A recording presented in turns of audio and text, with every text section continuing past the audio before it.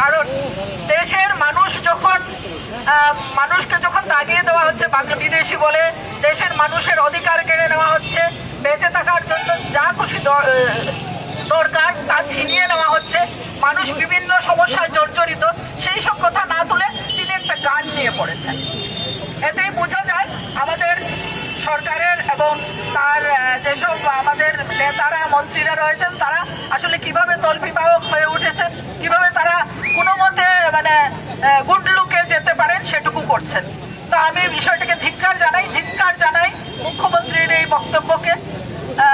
এই সোনার বাংলা আমি তোমায় ভালোবাসি, এখানে অনেকেই বলেছেন যে এই গানটিকে আমাদের প্রধানমন্ত্রীও এসে গেয়ে গেছেন কেন? তিনি এটাকে ব্যবহার করেছিলেন বাংলার মানুষকে জয় করার জন্য। এটাও এক ধরনের ট্যাকটিস। তো এইটাও একটা হাস্যকর ব্যাপার আমার কাছে মনে হয়েছিল যে বাঙালিদের জয় করার জন্য আমি বলবো আমার সোনার বাংলা, আর এখানে আমার বাঙালিদেরকে দ্বিতীয় শ্রেণীর নাগরিক হিসাবে ধরে নিয়ে এবং বাঙালিদেরকে অনাগরিক বেনাগরিক করার একটা চক্রান্ত এখানে চলে। তো আমরা আজকে একটা গানের উপরে এরকম গান গাওয়ার উপরে আক্রমণ নেমে এসেছে, কালকে একটা কথা বলার জন্য, পরশু আমরা কোনো একজনের বক্তব্য যখন আলোচনা করব বা কোনো একটা কবিতা পড়বো তখন বলা হবে এই করেছো তুমি দেশদ্রোহী। তো সেই বিষয়টিকে আপনারা মাথায় রাখুন। আমরা এখন আমাদের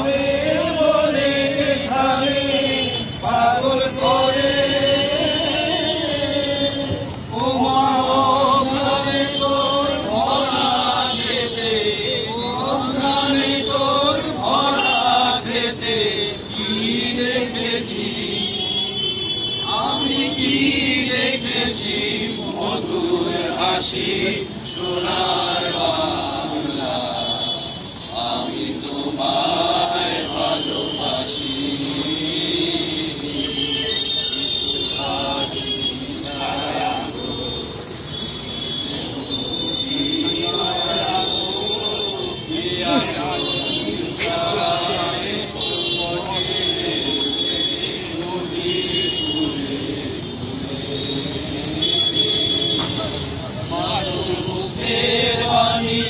আমার গানে লাগে সুধার মতো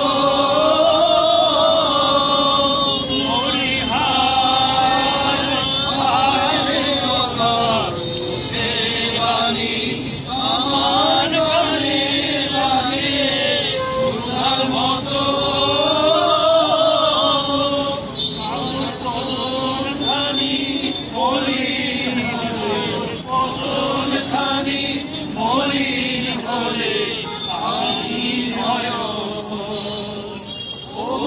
আমি নয়ন জলে ভাসি।